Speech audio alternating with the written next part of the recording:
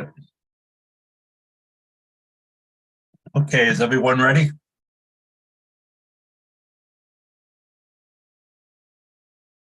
Okay, I want to welcome everyone to tonight's meeting of the Rockland Board of Sewer Commissioners. This meeting is being broadcast live on YouTube and will be also available for playback later. Tonight's meeting is based on the Comprehensive Wastewater Management Program, which was part of our requirements for the EPA order. And what the CWMP program does, and Kevin, I'll be turning it over to them, Kevin and Adam a little bit.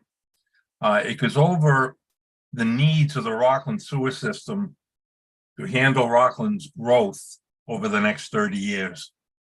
I don't want to steal any of their thunder, but what the CWMP does, it looks at the town's 30-year master plan. It interviews, if they have interviewed every department head in town. They looked at the town's plans for growth, population, industrial, commercial, and looks at the needs of the sewer department to accommodate those requirements. Now, with that said, I'm going to be turning it over to Adam Higgins and Kevin Olson of Wright Pierce for tonight's presentation. Before I do that, I'd like to have a motion to open the meeting. Sherry? Motion to open the meeting. Okay, do I have a second? I don't know if Dan is on tonight, but I will second that. All in favor? Yes. Ms. Valley, yes, and Mr. Hashian's a yes. With that, I will turn the table over to Mr. Olson from Wright Pierce. Excellent. Thanks, Chuck. Appreciate it. Welcome to everyone. Appreciate the opening remarks, Chuck. I think you did a good job of setting the table for us. So, Kevin Olson and Adam Higgins with you from Wright Pierce tonight. We actually have a pretty lengthy PowerPoint presentation. We've got a lot of information. Hopefully it's good information, and we'll keep your attention here for a period of time. So as Chuck mentioned, yeah, we're going to run through our presentation. As it is a public hearing, we would ask, respectfully, that everybody hold their questions and comments to the end. And then, Adam and I will take notes about the questions and the answers. We have to record that, and that'll become part of the final comprehensive wastewater management plan. So anyways, you guys can see the title slide here. Adam's sharing screen.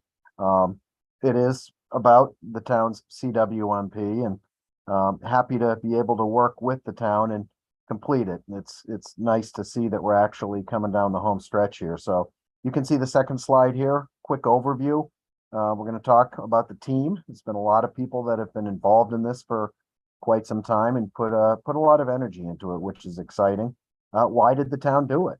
Well, there's a lot of reasons. We'll talk to you about that. I'm going to hand it over to Adam fairly quickly here, and he'll get into the details. There are 3 phases. You can see it right there. And then we'll wrap things up at the end of the presentation. We'll look at what the recommendations are, implementation plan, schedule, and certainly it's always important to know how best to fund and finance, the improvements. And we promise we'll leave plenty of time for question and discussion. So the team, it's been a lot of people, frankly, that have worked on this, but it starts with the town. You can see that, and it's been led by the commissioners, Chuck Hession, Dan DeRoss, who I don't think is on tonight, and Sherry Valley, who is with us. I just have to say a quick kudos to all 3 of you. You've been very helpful for us. Whenever we've had an information request, you guys have given it to us, quick on the answers. So thanks for all your help. There's been others at the town level, Board of Selectmen, town manager, highway superintendent. So I can't name them all, but thank you to everybody from the town.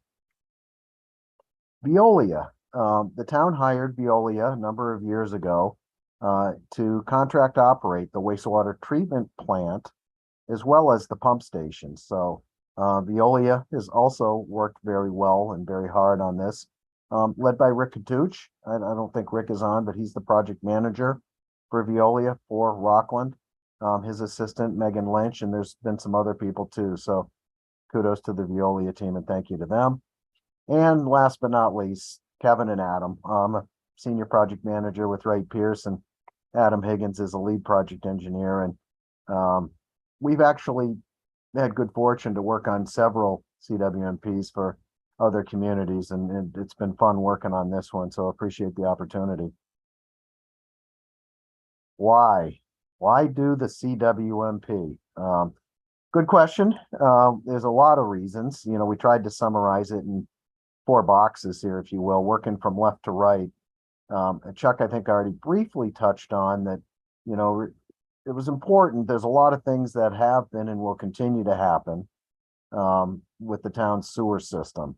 And the town really wanted to, you know, look at the pipes, the pumps, the treatment plant, unsewered areas, proposed developments. We're going to get into all the details, but and put it all together in one comprehensive plan, you know, a roadmap, if you will, for the next 20 to, as Chuck said, 30 years. So this document does that for the town. Looking at the existing infrastructure, you guys know Rockland is largely sewered. You know, that being said, there are some areas that are unsewered, and Adam will talk to you about that. But, you know, we took a look at the piping system, the pump stations. Rockland's had an II, infiltration and inflow challenge for a number of years, and it's going to continue for a number of years going forward. So, and that does affect the capacity of the system. So that's certainly a challenge that's really a high priority.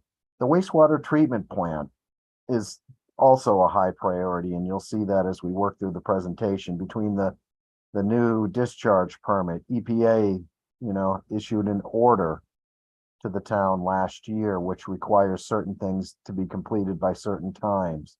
The treatment plant is aging. You know, there's equipment and systems that have seen better days. You know, building code, you know, capacity, that sort of thing. So we'll kind of lay out what the recommendation is, and things are moving right now in terms of the first phase. Last but not least, how to pay for it. Certainly a very important item. We've been working probably for the last year, but more so over the last 6 months with Chuck and Sherry and Dan and others to see what we can do to find external funding. You know, and if we can maximize that for the town, then, you know, we can reduce your local share. So that's a good thing. You'll see on there 0 to 2% SRF loan, state revolving fund loan. We just submitted last month the application for phase 1 of the treatment plant upgrade. The town will hear later this year or early next if they make the fundable list there. So fingers and toes crossed. The typical SRF loan is 2%. But if you do certain things, including completing a CWMP, you might be able to qualify for 0% interest rate on an SRF loan fund for the nutrient related component.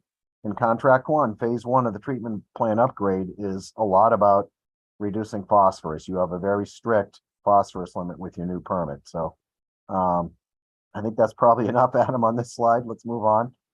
My last slide before we hand it to Adam. So it's a 3-phase. You guys saw that on the overview slide. Each phase builds on the previous. So we've completed all 3, and, you know, having the public hearing, which is a DEP requirement. Phase 1, Adam's going to go through with, you know, looks at the existing conditions. It also, you know, and it looks at your existing infrastructure, but it also looks, however few and far between, the unsewered areas, and, you know, really does a good thorough needs assessment to see if there are some needs for some of the unsewered areas. And then we take that short list. It's a pretty short list, as you'll see, of needs for you know, the unsewered areas, and move it into phase 2 and look at alternatives, you know, for technical solutions. You know, maybe there's some better offsite solutions. So we end up with an even shorter list of technical solutions for certain needs areas, and carry those forward into phase 3, where we do a detailed evaluation and ultimately end up with a recommended wastewater management plan. Adam, take it away. Thanks, Kevin. Let's dive right in. All right, so as Kevin mentioned, this is a 3-phase plan for the CWMP. We're going to talk about phase 1 first. And as Chuck alluded to, there is a lot of information included in this. I would encourage, if you're interested, the CWMP is posted on the Sewer Commission's website, and there's a hard copy at the wastewater treatment plant. So if there's anything you're particularly interested in, want to learn more as we go through some parts of this quickly, I would encourage you to take a look at those resources. And again, make note of the slide number and hold your questions to the end, please. All right, so phase one. This phase is all about establishing the existing conditions, not only related to sewer infrastructure, but for the town as a whole. And as much as possible, we leveraged existing work to assist us in providing this baseline of existing conditions. So there was a wastewater treatment plant assessment completed by Wright Pierce just a couple years ago that evaluated the entire treatment facility and came up with alternatives and recommendations for future treatment upgrades, which we'll talk about later. There's also been a lot of work over the last 10, 15 years that the town has done to study, identify, and locate infiltration and inflow, II, and we utilize the reports that have been issued to date. Most recently, there was one completed in 2021. And then, of course, for the rest of the town information, we did leverage the town's master plan, which is a planning tool from 2020 to 2030.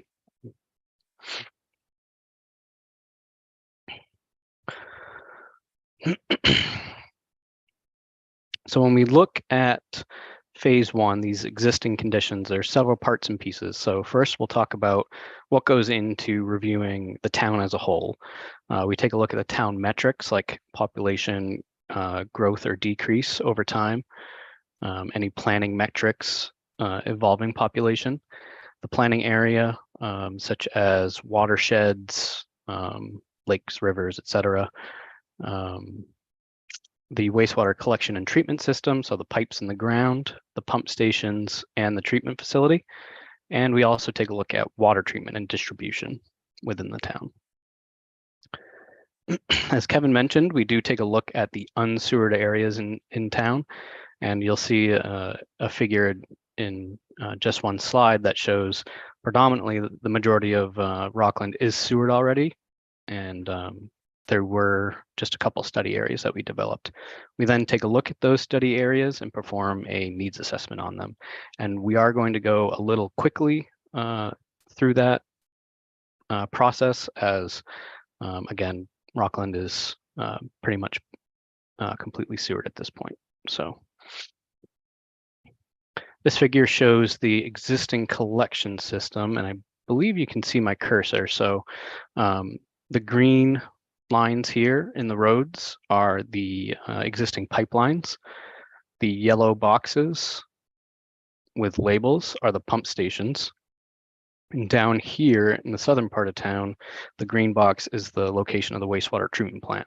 So you can see the extents of the sewer system go all the way north and south and predominantly east and west through the center of town. The only outlying areas are some of the undeveloped areas in the south, north, and then a little bit here on the east.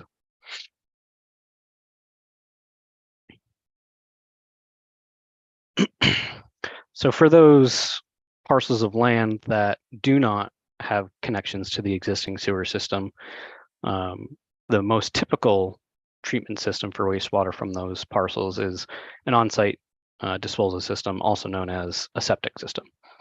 So in the figure here, you can see the building has a pipe that goes to a septic tank. That septic tank then overflows the clear effluent, solids stay behind, and that clear effluent comes out into a drain field, which then drains down into the groundwater. And the solids that build up in your tank need to be pumped out every couple of years.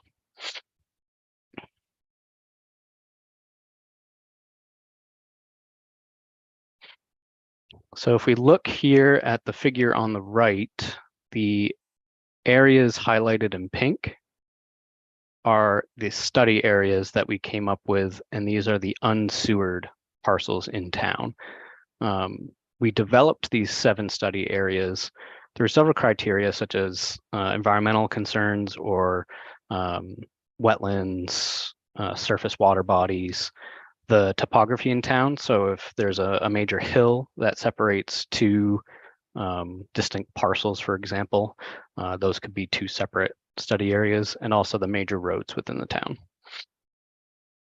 We do remove from consideration protected open space, non-developable areas such as wetlands, any town-owned land, and any planned large developments that are already in existence.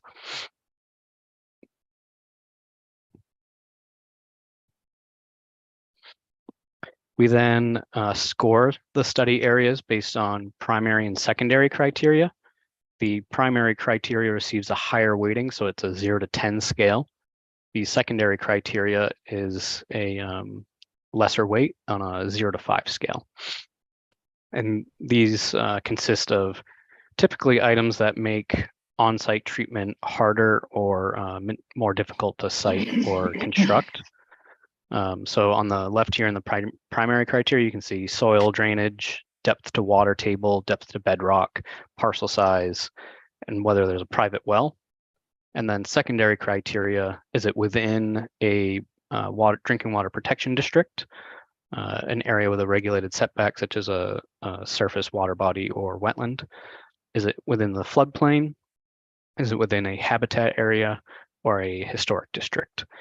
And we take each of those 7 study areas and we assign a grade based on what we're seeing for the parcels, and then total those up, and anything that received over a 25 received a high score.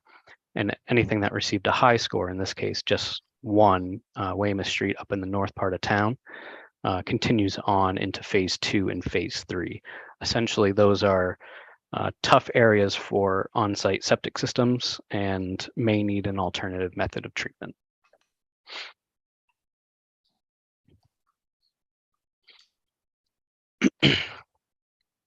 So for the existing wastewater infrastructure, there's approximately 57 miles of gravity sewer and 4 miles of force main. So pumped flow goes through a force main. There's 13 pump stations within the town. The wastewater treatment plant and collection system serves approximately 18,000 customers from Rockland, and there is a small portion of Abington to the west that's served. There's one wastewater treatment plant, which has a NIPD's National Pollutant Discharge Elimination System permit as it discharges into the French Stream, a surface water body. That permit contains a flow limit of 2.5 million gallons per day, and in the last year received in their new permit a strict seasonal total phosphorus limit of 0.1 milligrams per liter. And really a limit that low is basically the limit of technology that we see today in wastewater treatment plants.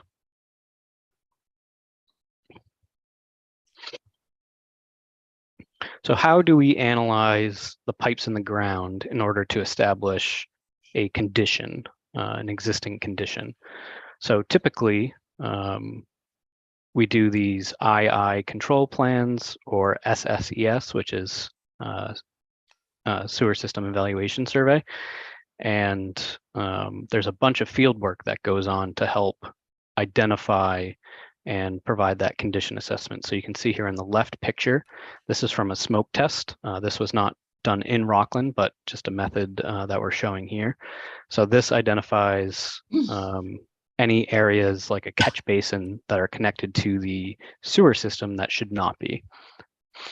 And then in this photo here in the center, this is a typical flow metering installation photograph. So we do flow metering to establish where there could be any higher flow than should be in your sewer system. And then over here on the right, this could be a flow metering installation. So someone actually goes down in the manhole and puts that in the gravity sewer, or it could be a condition assessment of the manhole itself. We also take a look at the pump stations. So members of our team went around to each of the 13 pump stations in town. They all are fairly old, most of them built in the 90s, so already 30 years old at this point. And we analyze the condition of here in the center, the wet well, so where the influent flow comes in and gets pumped from. If any of the stations have a building, which typically house controls, electrical generator, that sort of thing, and any of the area around the site.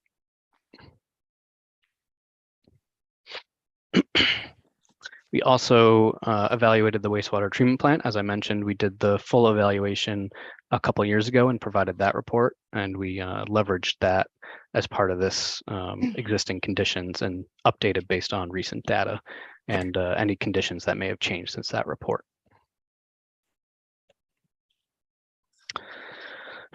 So we'll talk a lot tonight about the wastewater treatment plant.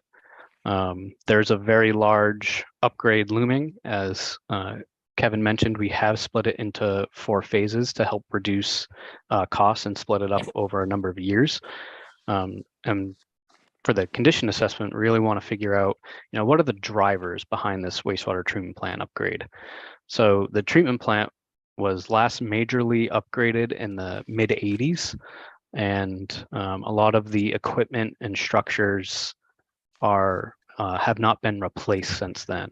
There's also a portion of the treatment plant that was constructed earlier than that, and much of that hasn't been replaced either. So you can see here on the left, this is the aeration tanks. So this is where the biological treatment happens. And you can see a lot of the concrete is corroded and deteriorated. A lot of the metal is also been impacted over time. And you can't quite see it here, but the white and red device that my cursor's on goes down to a gate below the water surface that's actually has a lot of these stems are completely rotted away due to some of the chemicals that are required to be used at the treatment plant for phosphorus removal. These devices here are mechanical surface aerators, and those are very old technology and require a lot of power to use. You can see here additional corrosion can be seen throughout the facility. Aging equipment. And then the second major item that drives this requirement, again, is that total phosphorus limit in the NPDES permit. So you can see here from April 1st to October 31st, which is the growing season, there's a new limit of 0.1 milligrams per liter. And currently there's not a great way to consistently and reliably meet that. So an upgrade is required to facilitate that. Additionally, we'll talk about flow a lot tonight. So this graph here shows the permitted limit of 2.5 million gallons per day. And this is the actual flow seen at the facility. This is only showing from June 2020 to January 2022. And you can see there's a majority of the time the facility has more flow than is allowed by permit.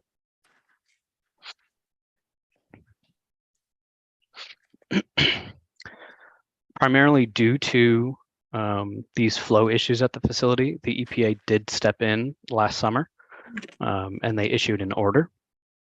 That order essentially says flow needs to be reduced at the facility, so you need to look at reducing II, infiltration and inflow, which is clean water getting into the system and reducing capacity.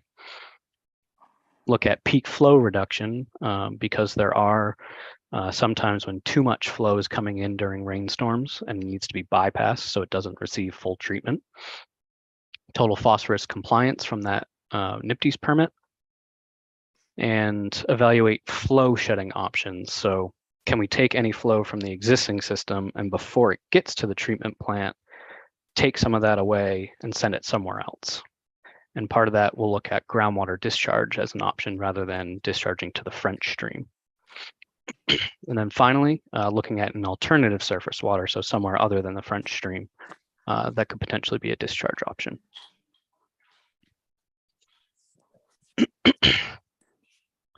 So phase 2 for the CWMP primarily focuses on the high needs areas.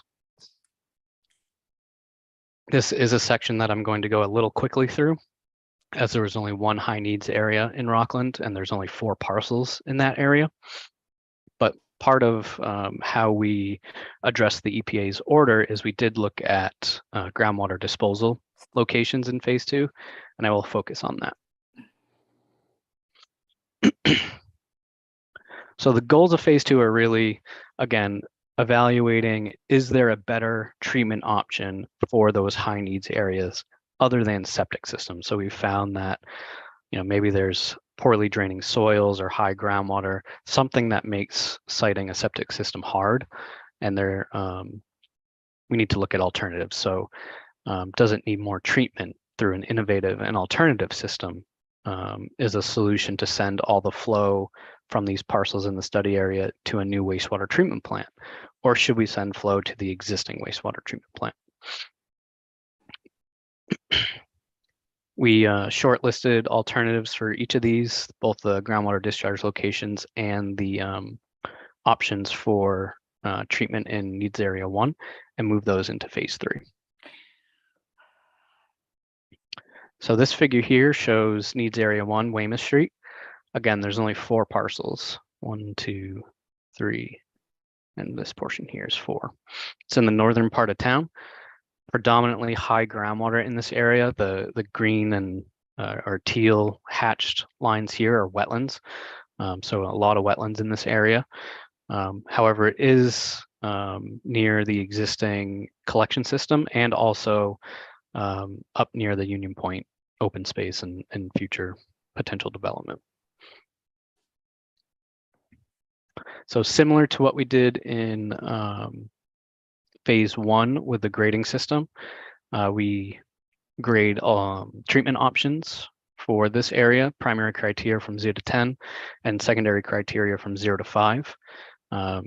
Predominantly on the left side, it's how well do you treat it, how much does it cost, and on the right is kind of less tangible. It's public acceptance, regulatory needs, legal, environmental concerns, etc. And we ended up shortlisting, continuing with septic systems, looking at innovative alternative systems. We did keep a decentralized wastewater treatment facility option, as we'll talk about with the groundwater disposal. And we did keep extending to the town of Rockland collection system, even though there's a sewer moratorium right now. We took a look at the parcel size, how it's zoned, and whether or not it's developed at this point. All 4 parcels had no development in this area, so everything would be future build-out flow. And we did estimate potential wastewater flow that could come from these parcels. This area is all commercial zoned for hotel. So even though there's not a lot of room to build, you could have a high amount of flow from these hotels. And basically we estimated just under 36,000 gallons per day is possible if this build out were to occur.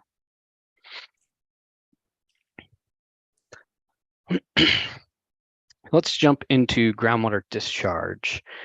So essentially, because there's a capacity issue in the existing system and the treatment facility is regularly going over their allotted or permitted flow amount, we did want to take a look at, are there options to add another facility to discharge to groundwater rather than to the French stream? We also want to take a look at, do we need to build a new facility, or can we send a portion of the flow from the existing treatment plant somewhere else? So we'll talk about both of those.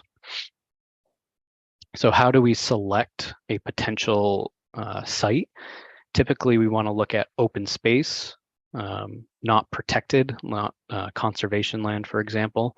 Wetlands are out, as we know, similar to a septic system. Groundwater disposal doesn't work well with high groundwater tables and setbacks around wetlands, streams, things of that nature. And if the town already owns it, that's great because they don't have to acquire it. So we ended up with several sites here in phase 2, Union Point up here, the Rockland Golf Course and Harmon Golf and Fitness Club, the Jefferson School, the Eston School, some land down here in the southern part of town, and then land around the Beach Hill landfill.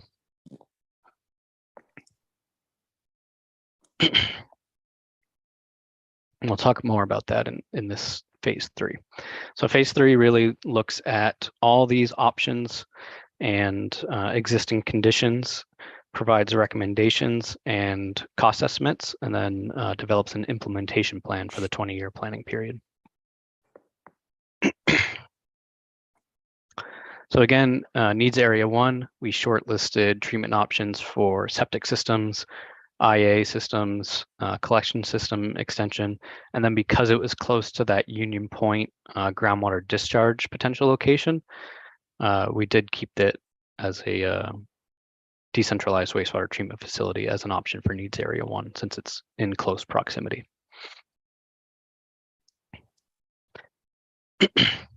So since there are currently no developments on these parcels, any current costs to replace septic systems is 0 because there's none out there. So the only cost estimate we really did for this evaluation was to look at how we would extend the existing collection system. So this parcel here was predominantly wetlands, but there was a small portion of it that could be constructed on, which is already abutting the existing systems. And then if we wanted to get up to these parcels up here, you would have to extend the system up.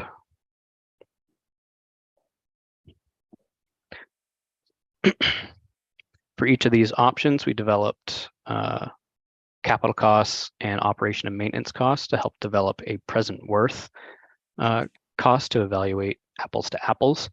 And again, since there's no developments currently on these parcels, no capital cost for septic or innovative alternative systems. That would all be future. If we wanted to extend the collection system now, it would cost about $1.5 million to do so. Future costs would be developing those areas and putting in new septic systems or IA systems, and it's about $300,000 to $400,000 to site those systems for those parcels. And then operation and maintenance costs. So what goes into that for a septic system is really just pumping out your system every couple of years. So it's only around $20,000 for all 4 parcels over 20 years. And then just under $200,000 for an IA system, which typically includes a higher level of treatment than a septic system. So there may be a blower or a pump or something that requires electrical consumption, which has a cost associated with it. It also could have chemicals. And then no future costs for the collection system extension. So if we total those up, staying with septic systems is the cheapest option at just over $300,000. IA is in the middle at just under $600,000. And then extending the collection system is just under 1.6 million.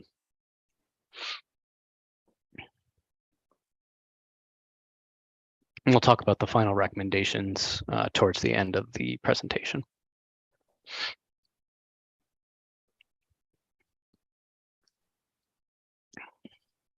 So next, we take a look at the recommendations for the collection system. And again, this is primarily driven by infiltration and inflow control.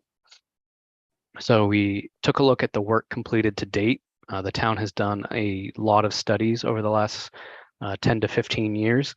And actually, as we were completing this CWMP, the town did a flow monitoring program this summer, or late spring into early summer, and also completed a lining project in this summer.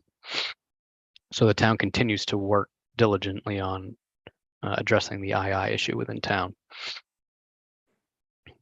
We'll talk about the recommended schedule and the cost estimates.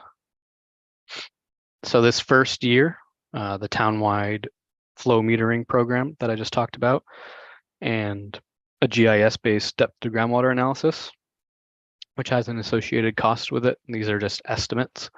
And then the next 10 years, we're basically split it into 2 phases, both mimicking each other. So phase 1 really takes the first 3 years to do additional inspections within the collection system. So looking at manholes and putting a camera in the pipes to see where heavy infiltration and inflow can be seen. And then the 4th year, doing that smoke testing that I showed a picture of earlier, dye testing and building inspections. So are there any sump pumps in someone's basement that are connected to the sewer system? That's clean water that's getting in that we don't want. It costs money to treat and takes up capacity. And then in the 5th year, taking steps to actually rehabilitate the system and potentially remove infiltration and inflow.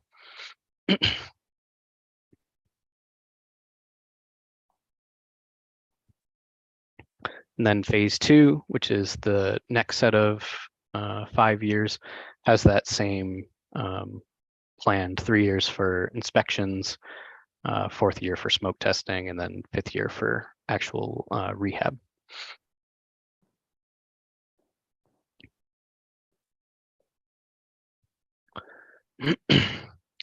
And because there is such an issue with capacity and high flows, we do understand that addressing infiltration and inflow is not the end-all be-all. Sometimes you try to go for a large chunk and it ends up removing something smaller. So we do understand that a more permanent solution may be required, whereas this groundwater discharge and flow shedding comes into play. So after phase 2, we met with the town and stakeholders from the identified potential groundwater discharge locations, so the golf courses, Union Point, etc., and got some feedback on do these sites make sense? Are we missing any? Should we include any? We ended up shortlisting just 4 potential sites. So we kept Union Point, we kept the Jefferson School, the Eston School, and the Beach Hill landfill. We then do a desktop evaluation. And again, it's important to note that this is just a desktop evaluation. We didn't go out and do any field work to identify what the true nature of these sites are. We don't know the exact soil composition, how high groundwater is, etc. So this is a desktop level theoretical evaluation, and further studies would be required to actually prove these out. So just keep that in mind as we go through this. So we do take a look at the soil information that's available online through the state and the federal government, and we do reduce the overall size to what you can see here in the orange shaded areas. So if there's unsuitable soils, if there's wetlands or setbacks from a stream that we can identify, we do reduce that overall size to come up with something that is smaller. Union Point did get reduced by quite a bit. The Jefferson School land, actually most of it could be utilized. Similarly with the Eston School, except for as you go east into the woods, there is quite a bit of wetland there. And the Beach Hill landfill was reduced to this smaller area. And actually the EPA order required that the wastewater treatment plant parcel be evaluated for groundwater discharge as well. And we did find that that site is very wet. It's in wetlands. The stream is there. Essentially, it's not a great location for groundwater disposal. So we did remove that as an option.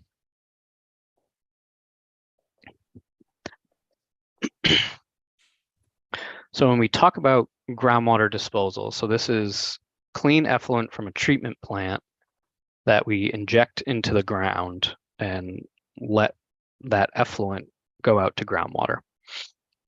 And there's a few major identifying things we'll talk about here.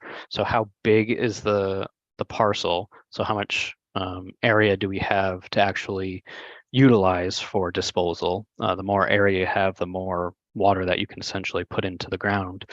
And then what does that soil actually look like for accepting flow? Is it like a clay that's not going to have very high permeability and the water just doesn't go down and in? Or is it sand? Is it very quickly going to disperse that water? So we do take a look at a application rate for the water. So we start on the lower end of 1.5 gallons per day per square foot of area, and go up to the upper end at 4 gallons per day per square foot of area.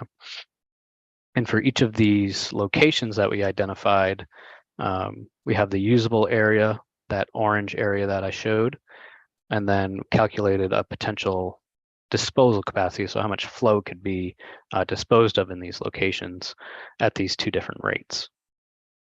And based on the Beach Hill landfill, it is pretty small, but the flow is not insignificant. So it's 100,000 to 300,000 gallons per day, potentially. The Eston School actually has a fairly large area and could be 850 to about 2.3 million gallons per day. The Jefferson School, again, which is a fairly small area, 250,000 to 660,000 gallons per day. And then Union Point, that very large area, was 2.7 to 7.3 million gallons per day. So a lot of area, a lot of flow could be disposed of there. And really what this tells us is, again, this is a desktop evaluation, so more studies are needed to find out exactly what that application rate is and if the soils are suitable. But there's a potential here that some flow could be taken from the existing facility and discharged at these locations, or we can look at that flow shedding, so taking flow from the collection system and sending it somewhere else.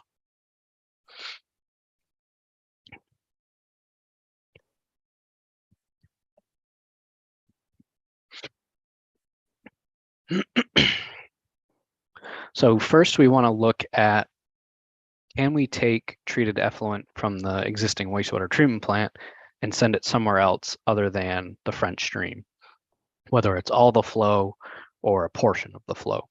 That would, it would not alleviate capacity at the treatment plant itself, but it would alleviate capacity going into, or flow going into, the French stream, and ultimately bring the facility down within the permitted limits. So a pump station would be, actually, I'll back up. Groundwater disposal is a little different than surface water disposal. As you'll note in the permit, the existing permit, the surface water body cares primarily about total phosphorus. Some locations also care about nitrogen, but in Rockland's case, currently phosphorus is the primary nutrient of concern. For groundwater disposal, it's the opposite. Nitrogen is the most critical. So there's a different level of treatment required to dispose wastewater into the ground. Typically, the limit is 10 milligrams per liter for nitrogen. So an upgrade would be required to the existing plant, a base upgrade to treat for nitrogen, because currently the facility is not set up that way. So that'll be the case in all of these options. Next, you would need a pump station, which would then pump up along this purple dashed line until it can flow, gets to a lower elevation that it can flow by gravity to this disposal area at Union Point. We also took a look at pumping from the plant up to the Jefferson School. From the plant just over one parcel to the Eston School. And then pumping up and around and then flowing by gravity to the Beach Hill landfill. Typically, wastewater treatment plants are in the lowest part of town to capitalize on gravity as much as we can and eliminate pumping. So by nature of the opposite, we would have to pump north or south to get to these locations.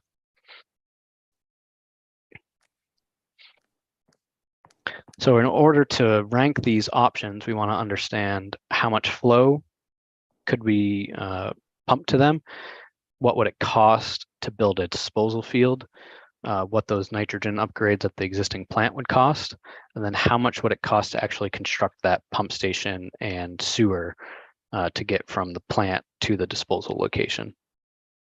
So for Union Point, we looked at two options, a smaller size and a larger size. The effluent disposal field, and again, this is really just based on square footage, would cost 10.7 million to 26 million to construct. Beach Hill landfill 1.8, Jefferson School 2.9, Eston School 8.4. The base upgrades required at the treatment plant would be around 16 million. And then sewer routing all the way up to Union Point, very far, 18.5 million, a lot of pipe required. Beach Hill, also pretty far, 15 million.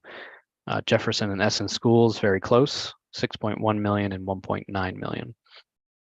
So if we look at the totals here, it costs a lot to get flow from the treatment plant up to Union Point, but you can dispose of more flow. These smaller areas are certainly not cheap to get flow from point A to point B, but they are quite a bit lower than Union Point.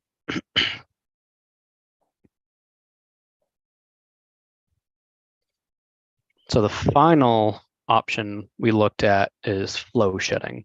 So again, can we take a portion of the existing collection system and send it elsewhere?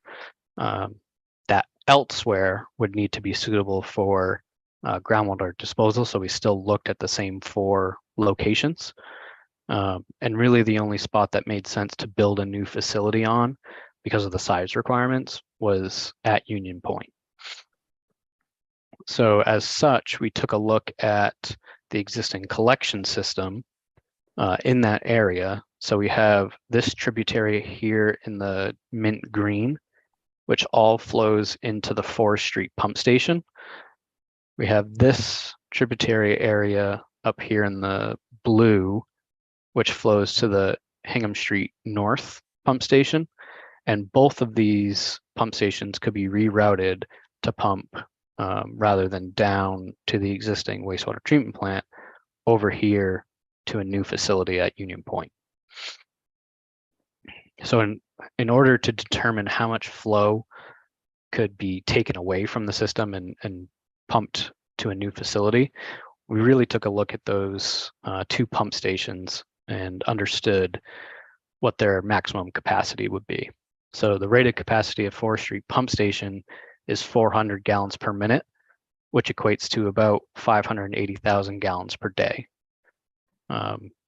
Using a peaking factor, that can be backed down to an average day flow of 240,000 gallons per day. The Hingham Street North pump station is much larger, rated capacity of 1,000 gallons per minute, or 1.4 million gallons per day, which can be backed down to 690,000 gallons per day of average flow. So if we look or we recall the flow chart from phase 1, we know we're above 2.5 million gallons per day of average day flow at the existing facility. We need to get below that, and we need to have a good buffer below that to feel comfortable for adding new developments, which is why we want to take a look at these average values rather than peak values. If we combine both of these pump stations, you're looking at about 900,000 gallons per day of average flow being shed from the system. We can also tie in any future developments from High Needs Area 1, which is why we kept that as an option.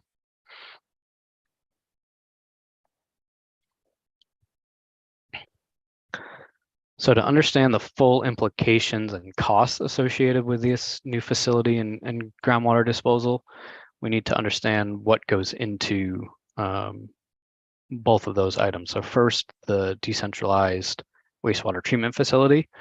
For the flows we're talking about from the existing system, we only have from the pump stations 0.5 to 1 million gallons per day. The estimates we showed earlier for the actual disposal capacity were larger than this. So there would be some free space, so to speak, for the Union Point developers, which is important to keep in mind. So we could receive flows from both the 4th Street and the Hingham Street North pump stations. A 0.5 to 1 MGD facility typically takes about an acre of land to construct. And we would set this up for biological treatment and nitrogen removal. So typically you would see these facilities be membrane bioreactors, MBR, sequencing batch reactor, SBR, or amphidromes.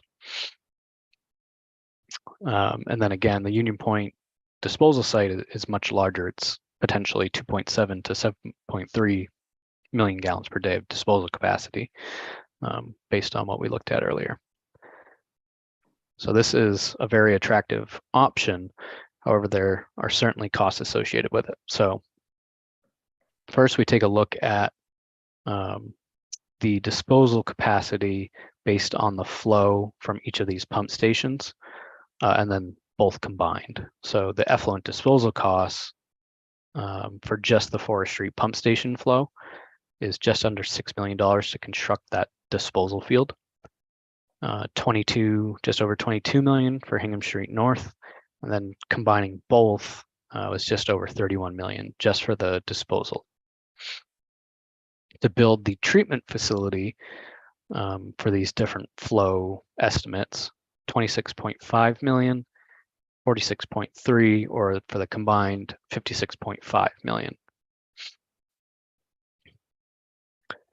For rerouting the sewer, so to pump from the existing pump station to the actual disposal site or treatment facility, that sewer would cost 3.3 million for just 4th Street, 6.7 million for Hingham Street North, and about 10 million for both pump stations combined. So the totals here that we're looking at are just under 36 million to flow shed from 4th Street, 75 million for Hingham Street North, or 97.5 for both pump stations. So you would alleviate capacity at the existing treatment plant, but you would have to build a whole new facility, operate that facility. And again, this is a desktop evaluation, so all this disposal capacity may not be true. So these are large numbers. The best option really would be probably a partnership between what the Union Point developers may need in the future and the town.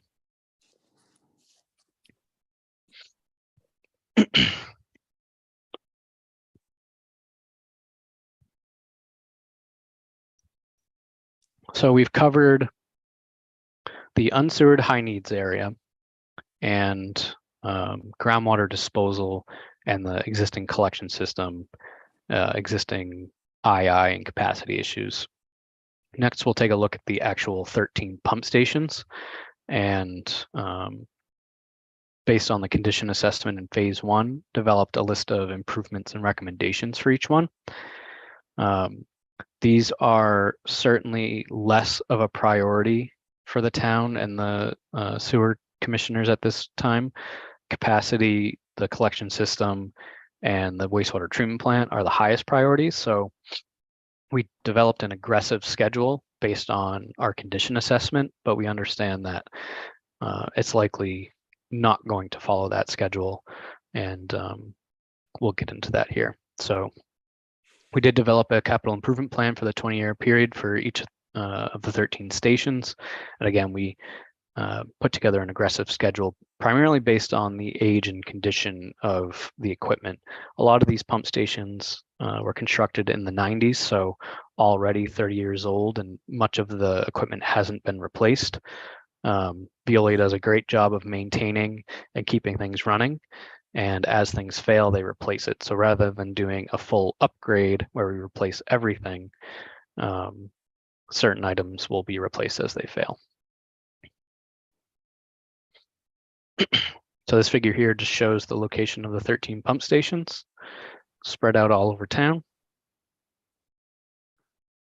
This table identifies the type of station, and actually Rockland has all submersible stations where the pumps are actually down in the wet wells, which is unusual. Usually there's a mix of different types of stations.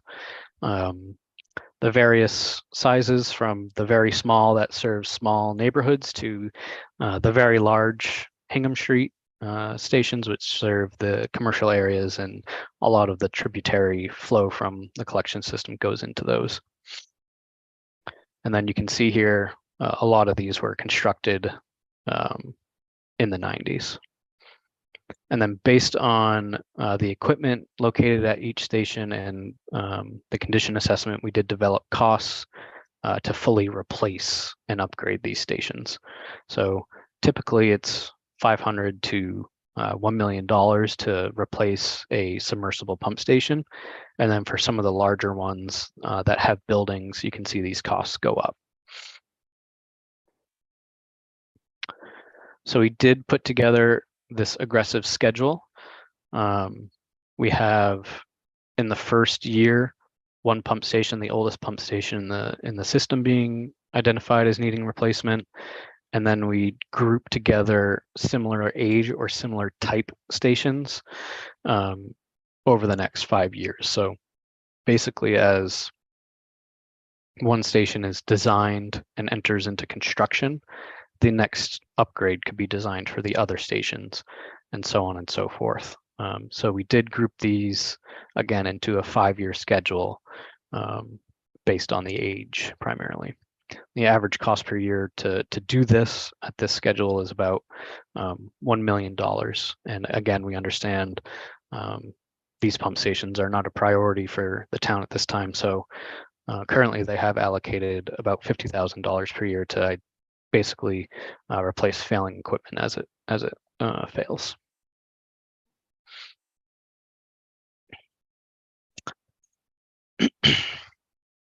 So the large and looming upgrade and project for the town is the wastewater treatment plant. So I'll quickly go through kind of the layout here. So wastewater comes down the access road off of Summer Street, comes into this headworks building where it goes through what's called a mechanical screen, where stuff like toilet paper, paper towels, larger objects get removed from the waste stream.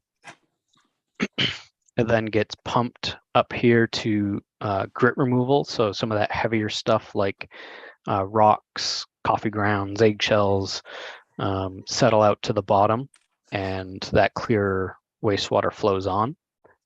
It goes into primary clarifiers, where flow goes from one side to the other, and heavier particles over time, gravity pulls those down to the bottom and basically just removes more solids. Flow then comes down and around to these brown tanks, the biological aeration tanks. This is where the bugs do the treatment, and then move on to secondary clarifiers, where again those solids settle out by gravity, and clarified effluent comes down here to the chlorine contact tanks, where chlorine is added, basically bleach is added to disinfect and kill the viruses and bacteria before it's discharged out to the French Stream, which is page south. So the 1980s upgrade essentially built these primary clarifiers, these aeration tanks, these secondary clarifiers, this chlorine contact tank, and much of the solids handling and administration areas in the 80s. And then the older structures, which are no longer online, these tanks here, so primary clarifiers, old aeration tanks, old secondary clarifiers. Those are all offline and are only used for flow equalization during high flow periods. Those are all older than the 80s and currently are in basically states of disrepair. So the facility evaluation identified a bunch of improvements, again, mostly based on age of the equipment, and then some based on the new NIPTES permit requirements. So upgrades are needed for the equipment and concrete structures for the screening and grit removal facilities, the pump station, primary clarifiers, secondary clarifiers, and then to address phosphorus removal, we need a new tertiary system, chemicals associated with that system, repairing the chlorine contact tanks, solids handling. There's code requirements in the administration building. A full electrical upgrade is required. A lot of the, or all of the equipment is old and aging, needs to be replaced. And then there's a lot of general site improvements. So basically everything at the wastewater treatment plant will be touched and needs to be upgraded.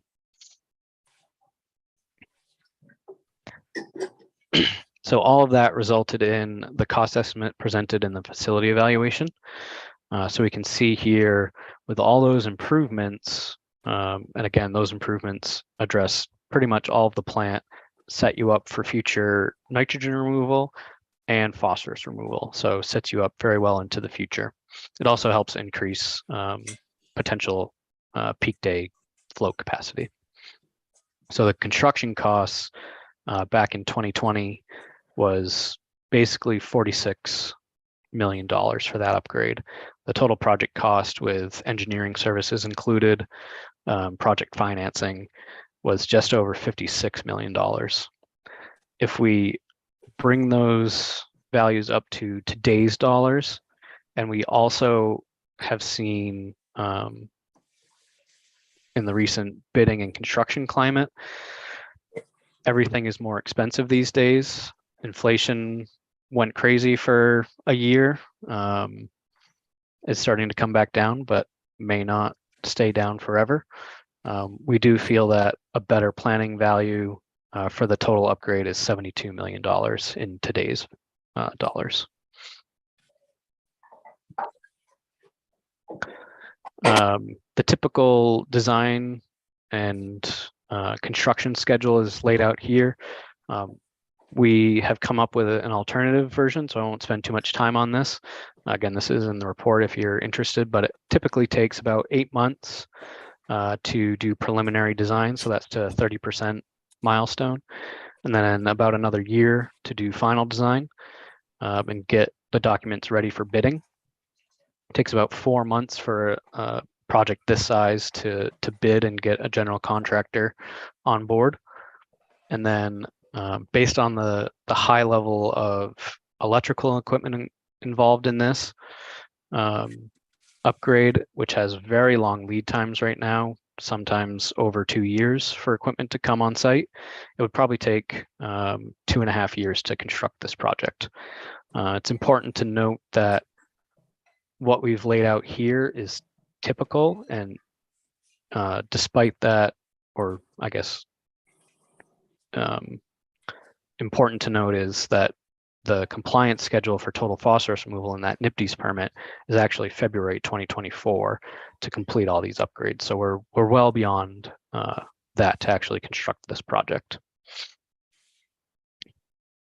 So Wright Pierce and the town came up with an alternative approach.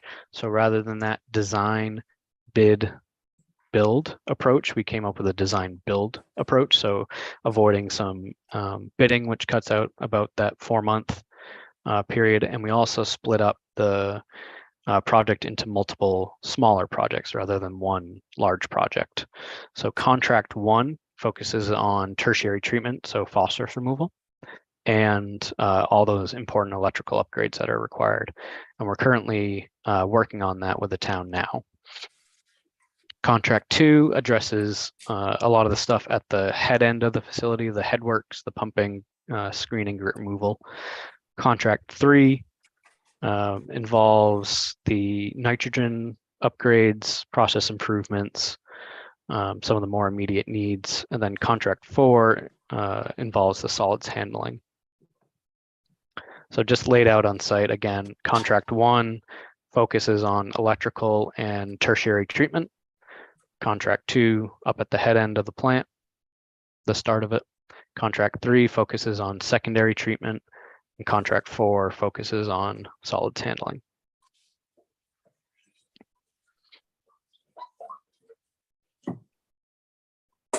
Thanks, Adam. So we have 29 people on board, Adam. This is fantastic. Hopefully everybody is still engaged. That was a lot of information. Nicely delivered, Adam. Good job. Promise there's only a few slides left, and then we'll turn it over to you guys for question and discussion.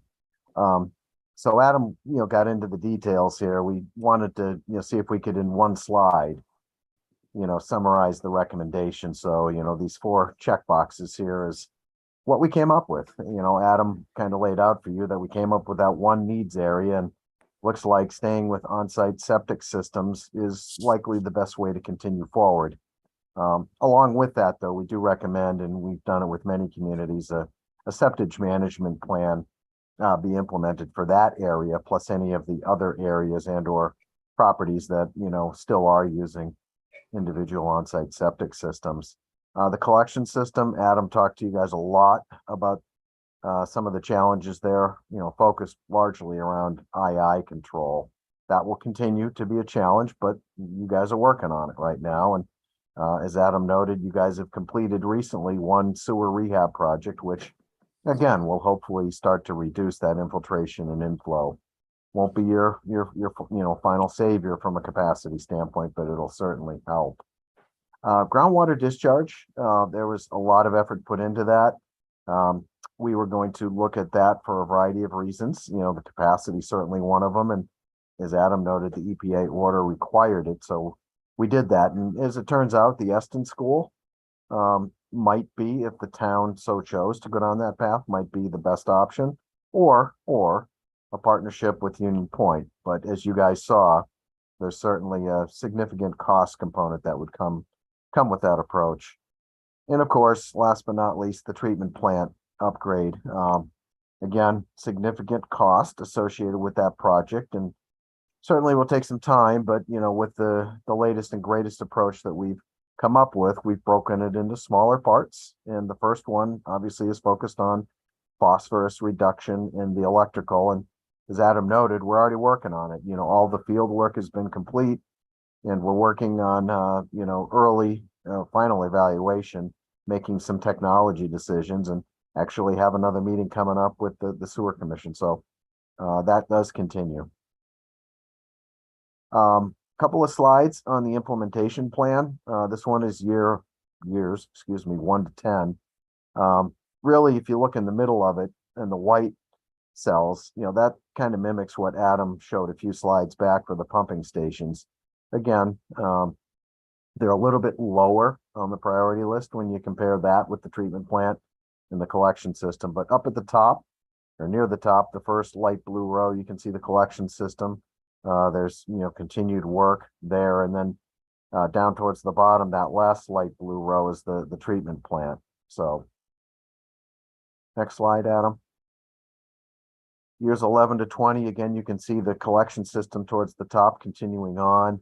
For the pump stations, you can see that only Spruce Street and Butternut Lane out to the right, 20 years out. And as Adam noted, that's largely due to the fact that, one of those stations has been recently upgraded and the other one is ongoing. So had to kick those further out. And then the last light blue row down at the bottom is the last couple of years as we see for the treatment plant upgrade. So really getting to year 12 or the year 2035, plus or minus, we see those 4 contracts being completed.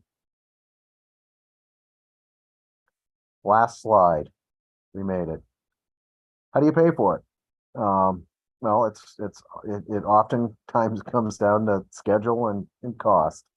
So as I had mentioned at the very beginning of the presentation, we've been working on it already. We're going to continue to see if we can't, turn over every stone and find as much external funding for the town as we can. Again, the focus will be the treatment plant upgrade and the collection system, II rehab work. Again, as I noted earlier, for the state revolving fund loan, we've already submitted the application. We are hopeful that the town will make the list. And then if we can get from 2% to 0%, at least for the nutrient related portion, phosphorus, that would certainly be a good cost savings for the town. And then continue to look for other grant options. We've identified a number of potential programs that could work. And also one of the nice things that has happened over the last few interesting years is congressional earmarks have made a comeback, and those are grants. It's free money. So we have already started, and we're going to ramp up our efforts this fall with, lobbying and leveraging the state senators and representatives and make some requests early next year. So hopefully that will bear some fruit. And then the last bullet here is the town also completed a sewer rate study, led by the Sewer Commission. And in short, for the next 5 years, okay, it's a longer period of time than that, but for the next 5-year look ahead, for the average home, it looks to be about a $75 annual increase. So sounds manageable. Again, there's work beyond that, but that takes us to the end. As we promised, thank you for your time. But as we promised, now we can open it up for questions, comments, discussion.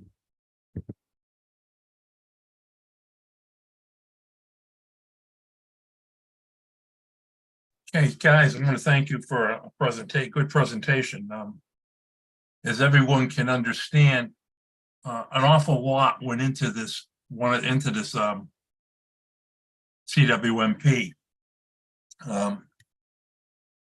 It was originally planned to be done back in 2006, which we would have been ahead of the game a little bit, but unfortunately, we have to deal with the reality, and it's here now. One thing I want to emphasize to everybody, and not to scare everybody, but some of the costs that were mentioned tonight, such as the alternate disposal options and the pump stations, are not. Those are additional to the 72 million planned upgrade to the facility. And one thing this commission has done is that they worked very hard to, we kept the residents' user rates first and foremost. What could we do? What couldn't we, what can't we do? And along with Wright Pierce, there have been other engineering firms that have been involved in this. There's been Veolia, there's been Weston Sampson, ACOM.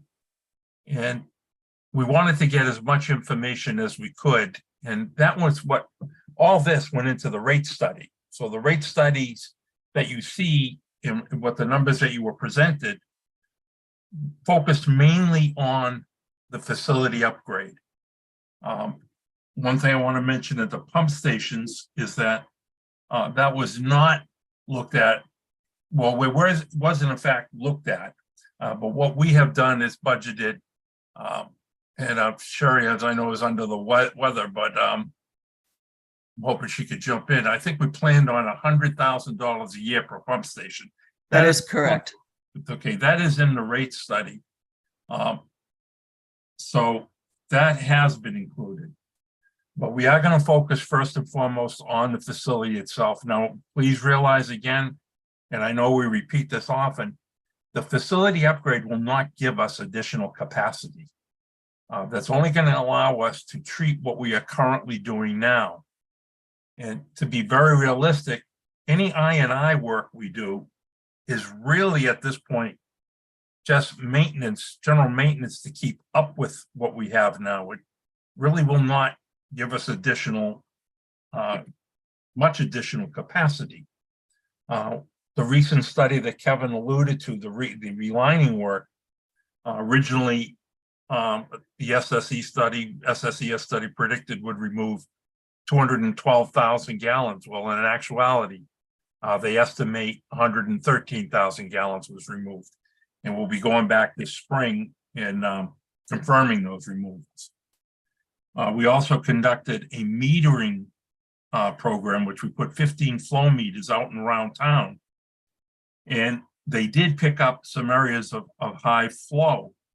One area in particular picked up the potential. Now, I want to underline and emphasize the word potential of a possible 450,000 gallons of INI, but that work was done, if everyone remembers, the heavy rains we had in June. So we were faced with the heavy flow from the rains, the additional flow from some pumps in that area, which was pretty high. So we're expecting the final report from those two studies. I believe September 15th, we should have a decent idea of what kind of amounts we're talking to. Kevin or Adam, can you go back to slide 36 for a moment?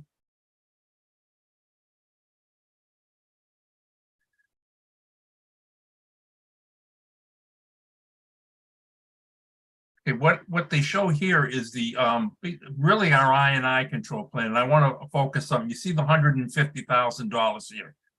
That is what we've allocated for studying the manhole inspections and television inspections. And we do have more monies that we can do in these years, some form of INI removal. Again, that's all predicated on what we take in for revenue. Now, please remember the sewer department does not receive any tax dollars. Our funds come solely from user fees, you the residents, on your sewer bills. Now, because of our capacity, our revenues are going to be hurt because we can't take on any new significant users. We're trying to work around that. We've recently, Sherry, Dan, and I have been working very hard on the moratorium to try to ease it to a point where we can allow some moderately large development. When I say large, probably looking at maybe one 30-bedroom unit a year to bring in some revenue. That's really what I wanted to get into, to show that these things are ongoing, and that I want to commend Dan and Sherry. I don't think people realize that these two people have been working. We meet every week, and we try to come around with solutions to some of these problems. I think we've got a good plan in place with the help of Wright PS, with the help of Veolia and Weston Sampson. And it is doable, but it's not going to be done without awful lot of pain. So we're going to have to ask you to bear with us. I know you're all suffering as each and every one of us are with the economy today. So what I would like to do, I'm going to take some questions now. I'm going to ask Dan and Sherry first. I know they're both under the weather and they may want to wait till later. But what I'm going to do is I'm going to put my screen back up. I'm going to ask Adam to put these slides down. If you have a question, please refer to the slide. Every person on will have an opportunity to ask as many questions as they want, but what I'm going to do is go from left to right as they appear on my screen. And you can ask one question in 3 minutes. We'll go to the next, but I will promise I will come back to you. So with that said, Sherry, you have any questions right now? I do have one question regarding the options for groundwater discharge over to the schools. They estimated the costs. What is the project time for doing something like that? If we were to choose one school, how long would it take to accomplish? Boy, that's a good question. You know, Can I ask a question on top of Sherry's while we're at it? sure. You'll need to clarify this. When you put up the cost, for example, on the groundwater discharge, those are the costs actually billed that you showed. It did or did not indicate the additional studies that need to go into that, the ground soil sampling, stuff of that nature. Did that figure encompass all of that? The permitting?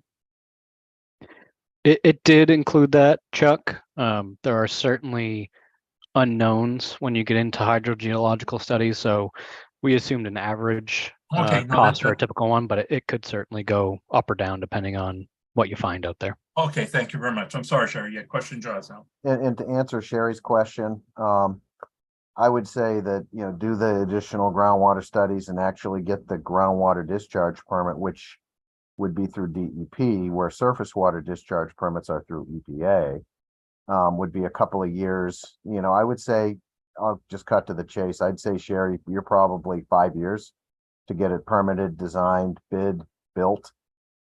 That And that's could if we be, move nonstop, correct? say it again, Chuck. And that's if we moved nonstop. Yes, yeah, it could be longer than that, but I'll say 5 years is my best guess. Okay, thank you. One thing I want to mention, everybody, the question and answer for Rockland residents, please give us your name, your address. And again, everyone, all these questions will be documented and go into the final CWMP. I have a question. If you. Wait a minute, this Mike, is- this is a Rockland resident. You can't right Okay. now. Okay, Okay. sorry. Please mute yourself. So I'm going to start now, go left to right. Kim Kwam, please, do you have any questions? Kim?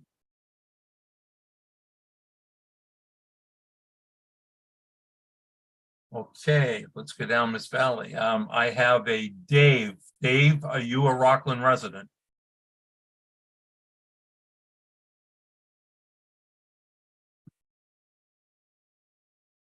Okay, next I have Beth Howard. Beth, do you have any questions?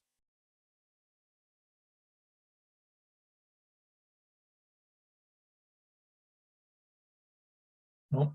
Next I have John Ward. John, do you have any questions? Jack?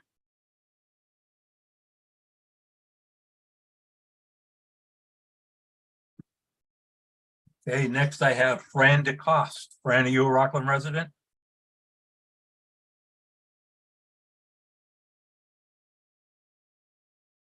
Nope.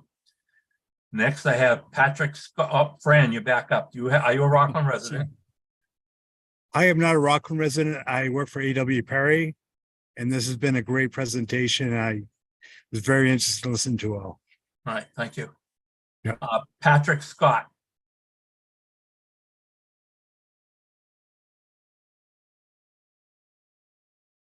Nope. Dan, do you have any questions? DeRoss. I have no questions, really. It was very well done. Okay. Next, I have Amanda Milan. Amanda, do you have any questions?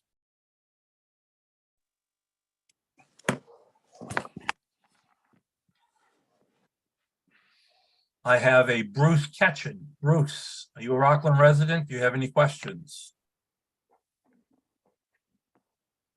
No and no. No and no, okay. I have a Patrick.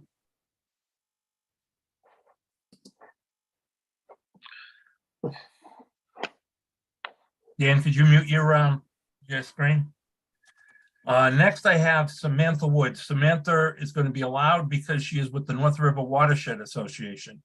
Samantha, do you have a question? Yeah, hi Chuck, how are you? Living the dream. Yeah, okay. As you said, my name is Samantha Woods. I'm the director for the North and South Rivers Watershed. This was a lot of information, so I appreciate that you were able to accomplish so much in this last hour sharing. But I think a couple things that I wanted to ask you. One was about the treatment. So that's clearly your priority right now, is getting the treatment plant to be able to meet the total phosphorus reduction. And I guess one of the questions I have is, will you still continue with just chlorine as the treatment for bacterial and viruses, or is UV on the table, ultraviolet? We're looking at various options now. We have some bench testing going on. That's right now in the planning stage. To treat for the phosphorus, we're throwing a lot of ferric chemicals at it.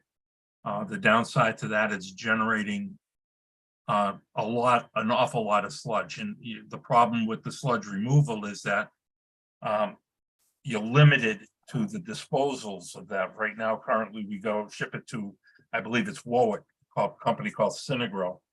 and they are up and down. We usually get 2 shipments a week. Most of the time they've cut us down to 1. So it's becoming a challenge. So the phosphorus is, as was mentioned in the presentation, we have an original deadline of February of 2024 to get that online. Well, that's surely not going to happen. What we wanted to do is get through this presentation tonight, and then Kevin, Adam, and I will be speaking and meeting with the EPA and discussing with them potential extension. Currently, our discussions with them, I feel that we have demonstrated more than good faith and a commitment to meeting compliance and their order. So I think they will work with us. The EPA is not in the business to fine. They're in the business to solve the problem. In the past, they had some issues with Rockland, but those issues are in the past. And I think they have good faith in us right now. And I believe, Kevin, you can say yay and nay to what I'm going to say, but I think they'd be amenable to a year or 2 extension, long as we're showing continued progress. Yes, agreed. They are showing a willingness to extend, given the fact that things are moving forward. So, but I know, Samantha, you have other issues with the flow, and that's kind of why I led into that with the I&I. We're still going after I&I, but because of the financial situation with the town, with the sewer department, our options for revenue are now limited. We really cannot take any more large users, so that means our revenues drop.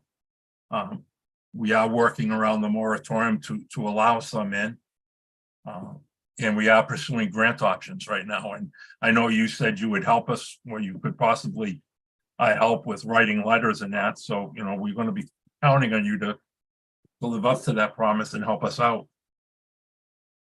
Yeah, I think as long as we agree in the timelines and the treatment options, we would love to, of course, support everything that you're doing to alleviate this problem for our watershed. I guess sort of back to that I&I problem. So the way that you've presented this was the sort of, I think, 2033 10-year kind of plan. Is that going to get 100% of your 52 miles of pipe reevaluated? Of course not. So The plan, but things happen. I mean, we're broken the town up into sections. Again, as I told you earlier, that final report is due September 15th. That'll show what we've done. There is a draft out on the website that shows where we have conducted the lining, but again, that's all fund related. Just what we've done now between the studies, the work, actual repair work was spent in excess of $800,000. So we don't have much left in the kitty.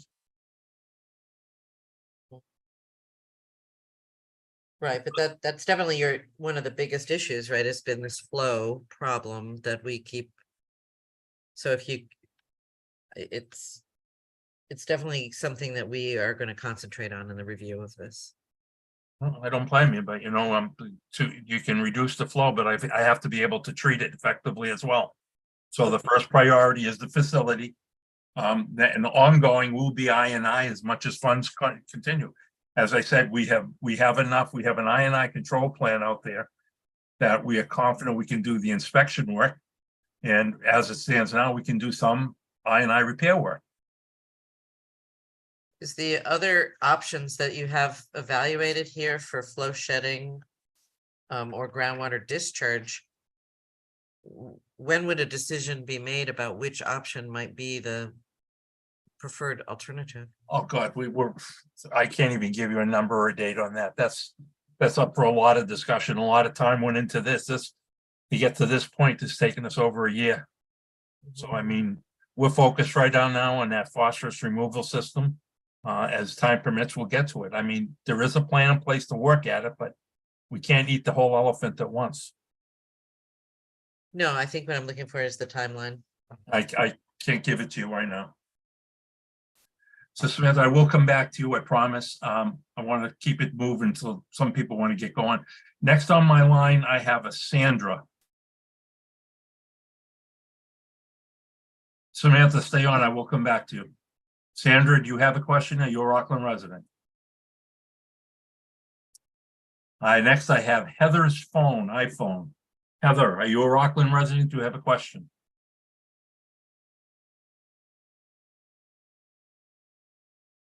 Okay, I have a Renee Parry. Renee?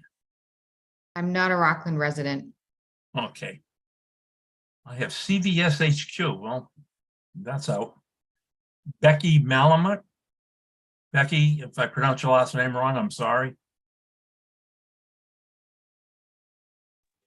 That's fine. That was perfect. I'm not a resident and I don't have a question. Okay, if you want to hang on, if I get through everyone, maybe we can take some questions. Next I have is Pete Hubble. Pete?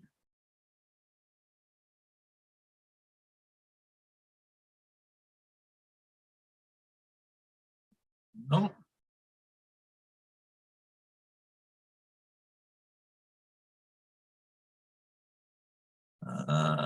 Okay, that's all I have. So let's go back up again. Kim Kwam, you have a question.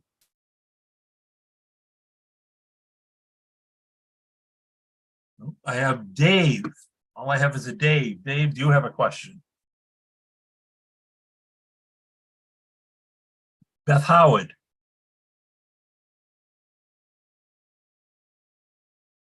Jack Ward.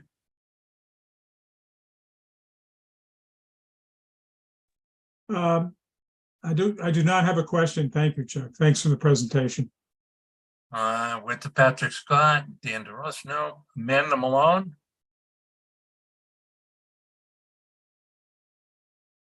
Bruce Ketchen. Patrick. Samantha, I'm back to you. Lucky me. You have another one? What's your next step then? So do you have an annual meeting that you're going to be looking forward to make a decision here, or what's the Well, as next far as decision? decision, what we have to do now is we have to decide what are the recommendations we're going to implement and submit that to the EPA. That submittal, Kevin, if I'm right, has to be the end of this month. September 30th, you got it. So we have to come up with 3 or what we can do. And, we'll take it from there. So I believe Kevin and I and Adam speak probably weekly on that. We'll be coming up with a forum, and then we'll be meeting with the commissioners. The next meeting for the commissioners is September 21st, although we do have weekly working sessions. And is there an opportunity for the public to write in and say what their thoughts are? Sure. Deadline? If you have questions, or if you have thoughts, you can, Kevin, when's the deadline that questions and all that have to be in? I know they have to be read, answered, and documented in the final CWMP. I believe we have met the EPA deadline with the presentation. So what are you looking at for the final document, Kevin, Adam? I don't know, Adam, do you want to take that one? Sure. So everything from tonight will be documented as a Q&A, which we will append to the final document along with the slides. There's no timeline on that necessarily. We typically like to turn it around pretty quickly and get it back in the hands of the regulators for final approval. But certainly if you have a written set of questions, like Chuck said, happy to take those. I'll tell you what, why don't we set a deadline for that? Because I don't want someone saying, oh, we didn't get them in on time. I had a calendar with me somewhere in this mess. Oh, got it. Okay, today is the 6th. Adam, how about if I say Friday, October 6th, all questions are due, or is that too long? I'd make that shorter. I agree. I yeah. would make it shorter. Okay, today is the 6th. why don't we say by Friday, September 22nd, all questions are due to Wright Pierce. We will put up an address. Adam, if you could send me the information you need for them to get those questions to you, I'll put it up on the sewer website tomorrow. Sure. Okay, so the final date for submittal of all questions will be September 22nd at 5 o'clock. Thank you.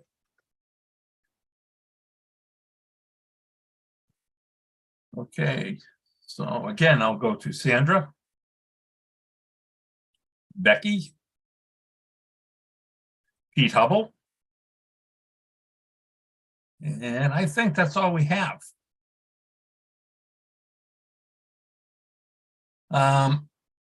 But anybody in the public, not necessarily, you don't have to be from Rockland, can submit questions. So, Adam, Kevin, thank you very, very much for a very in-depth presentation and a hell of a lot of hard work. Thank you. It's been a pleasure working with you guys, and I hope it continues. Thanks, Chuck. I didn't include you, Adam. I was just being nice to Kevin. No, I want to thank you guys very much for everything you've done. If anybody else has any other questions, feel free to reach out to any of the sewer commissioners. Again, we meet weekly at the sewer plant on a working session. It's generally just for us to get through some items. If you want to appear, you're more than welcome to appear. You can give us your thoughts for future working sessions. Our next scheduled meeting will be, I believe it's Wednesday, September 21st. No, it's a Thursday. So Wednesday, Thursday, September 21st at 3:30 at the Rockland Sewer Plant. Public is welcome to attend. With that, I want to thank everyone for taking the time out to hear this presentation. I mean, it's very important to the Rockland residents to understand why the numbers are what they are and what they mean. So with that, I'll say good night to everybody and thank you very much for joining us. Motion to close the meeting? I will second that. It's okay, and I'll take a second on that. All in favor, Mr. DeRoss, Yes. Ms. Valley, Yes. and Mr. Hessian is a yes. Thank you very much, everyone. Good night. Good night.